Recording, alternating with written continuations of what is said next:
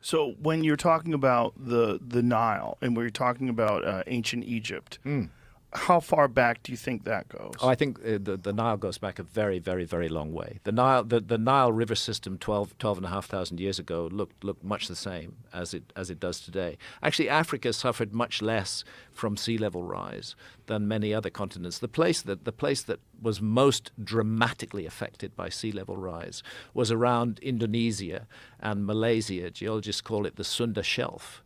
And again, it shows up on ancient maps as it looked during the Ice Age, not as it looks today. There was a continent-sized landmass that went underwater there. If your continental shelves are very shallow, and very, very limited and very deep, then you don't lose a lot of land. But if they're slow and gradual, you lose a great deal of land. Africa didn't suffer so much. The Nile River system was pretty much 12,500 years ago the way that it is today.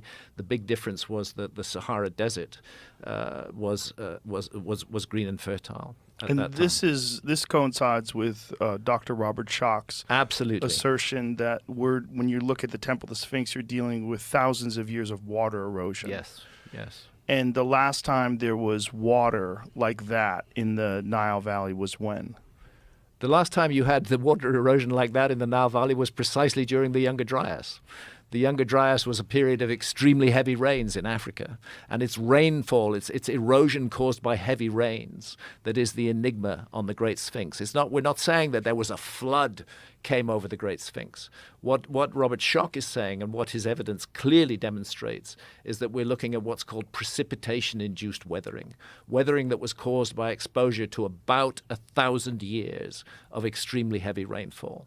And Dr. Robert Schoch puts that 1,000 years precisely in the Younger Dryas period. That's the last time that rains of that magnitude fell on Egypt, and it's why we cannot sensibly accept the insistence of Egyptologists that the Sphinx is just 4,500 years old. By all means, yes, 2,500 BC, the ancient Egyptians were there, but I believe they found the Sphinx already created and already heavily eroded, and that they then recarved its head into the head of a pharaoh. And that head, as Robert Schoch and others have pointed out, is way too small in relation to the body. That makes sense if it was a heavily eroded lion head, which was then later cut down into the head of a pharaoh. The geology speaks to the original Sphinx being more than 12,000 years old.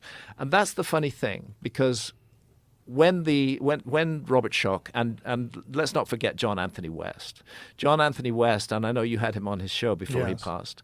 John Anthony West was the first person to suggest that there should be a huge question mark over the Sphinx, that the erosion patterns on the Sphinx suggest it was much older than Egyptologists said, and maybe 12,000 years old. And at that time, the response of Egyptology was, rubbish. The Sphinx can't possibly be 12,000 years old because there's no other megalithic monument anywhere in the world that's anywhere like 12,000 years old. Well, that got blown out of the water completely, forever, by the discovery of Göbekli Tepe in Turkey, which isn't even that far from Egypt. Göbekli Tepe, 11,600 years old, a giant megalithic site. My goodness, if you can make Göbekli Tepe, you can make the Sphinx. It adds hugely to the credibility of Robert Schoch's argument. And I want to pay tribute to Robert Schoch, because there's a mainstream academic who's been willing to stick his neck out. Despite taking all sorts of slings and arrows from his colleagues, he sticks with the data. And what the data says, regardless of what Egyptologists say, is that the Sphinx is 12,000 plus years old. And Jamie, can you pull up some of the images of that? Because it is really compelling. When you look at the water erosion evidence that is all around the Temple of the Sphinx, it's really fascinating stuff, even for someone who doesn't know much about erosion. But when you look at it through his descriptions and his understanding of the various levels of stone, how some of it is harder, and this is the reason why some of it is eroded less. You see it most clearly in the trench surrounding the Sphinx. You see it there. Right. Those deep vertical fissures are classic precipitation-induced weathering, classic weathering produced by rainfall, pouring over the edge of that. You don't see it so much on the body of the Sphinx for a very specific reason, that the body of the Sphinx has been repeatedly restored. Some of those blocks that we're looking at there were actually put in place during the Old Kingdom, when the Sphinx is supposed to have been made from new. What were they doing restoring the Sphinx 4,500 years ago if they'd just built it?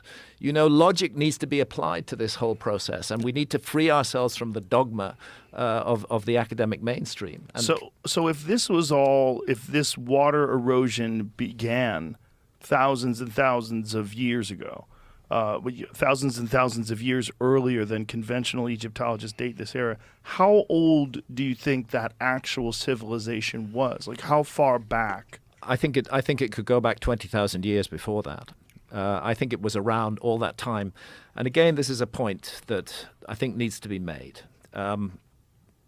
Archaeologists will tell you that the entire population of the Earth were hunter-gatherers during the Ice Age, say 20,000 years ago, at the peak of the last Ice Age. Everybody was hunter-gatherers, according to archaeologists. But we today live in a world where an advanced civilization, our own, if we dare call ourselves advanced, and in some ways I think we're not advanced at all, coexists with hunter-gatherers. There are hunter-gatherers in the Amazon rainforest. Some of them don't even know we exist. They've been spotted from aerial surveys. Hunter-gatherers in the Namibian desert. The notion that different types of civilization can coexist on the same planet shouldn't be surprising to us, because we do it. And that's what I'm suggesting was the case back then. But a civilization very different from our own. They certainly had technology, enough technology to explore the Earth, enough technology to map the Earth, very advanced astronomy, knowledge of obscure astronomical phenomena such as the precession of the equinoxes, such as the obliquity of the ecliptic. I won't go into details, but it's present in ancient knowledge. There's an amazing book, which I may have mentioned to you before, Joe, a book called Hamlet's Mill.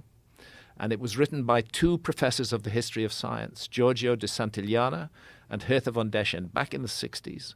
And what that book is dynamite, because it shows, going back into the oldest myths and traditions of the world, highly advanced astronomical knowledge. Astronomical knowledge that should not have been possessed by hunter-gatherer civilizations, astronomical knowledge that could only have been accumulated through thousands of years of careful observation and recording of data. That astronomical knowledge is present in the most ancient myths of mankind. And in fact, it was that book, Hamlet's Mill, just as much as my first experience in front of the Great Pyramid, that led me to begin asking questions about the narrative of our past. And I think it's healthy that we should have an alternative narrative. And I can't understand why archaeology is so, I have to say, so afraid of alternative narratives.